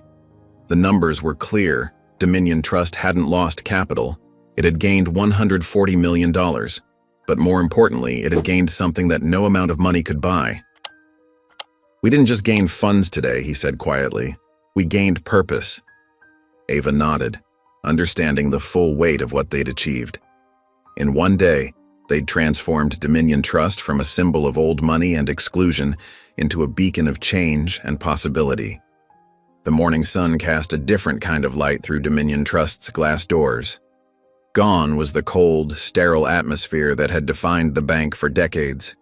In its place, warmth and energy filled the space as new employees moved purposefully through the lobby, their faces bright with determination. Ava Chen stood near the entrance, adjusting her new name badge that read, Director of Inclusive Growth. The weight of the title felt right now, no longer overwhelming as it had been that first uncertain day. She watched as a diverse group of new hires gathered for their morning orientation, their excited chatter echoing off the marble walls. Good morning, Ms. Chen, called out Maria Rodriguez, one of the new loan officers they'd hired. Her genuine smile reflected the shift in culture that had taken root over the past week. The bank's transformation wasn't just cosmetic. Every desk now had a placard displaying the Equal Access Initiative's core principles. The stuffy old portraits of past presidents had been replaced with infographics showing community investment statistics and success stories. Even the air felt different, lighter, more welcoming. At precisely 10 a.m., people began filing into the newly renovated conference center. The space had been completely reimagined. Gone were the imposing dark wood panels and heavy curtains. Instead, glass walls let in natural light, and comfortable modern furniture created an inviting atmosphere. Above the main entrance, a new sign gleamed. Marcus Chen Business Resource Hub. Ava's throat tightened as she read the words. Her father's name, once rejected on loan applications, now stood proudly at the heart of the institution that had once turned him away. She felt a gentle touch on her shoulder and turned to find Jeremiah standing beside her. Ready? he asked quietly. She nodded, composing herself. The room filled quickly, not with press or cameras, but with employees, community members, and small business owners who had already benefited from the bank's new direction. Jeremiah took his place at the podium, his presence commanding but approachable in a charcoal suit that spoke of authority without intimidation. The room fell silent naturally, drawn to his calm energy. "A building," he began, his voice clear and measured, "is more than its walls. It's a blueprint made real. This institution was designed to exclude. That was its blueprint." He paused, letting the truth of those words settle. "We kept the walls but rewired the foundation." He gestured to the renovated space around them. "This hub isn't just a room with a new name. It's a promise made physical. Every person who walks through these doors will find the resources, respect, and opportunities they deserve, not as a favor but as a right." The ceremony continued with brief presentations from community partners and testimonials from recent loan recipients.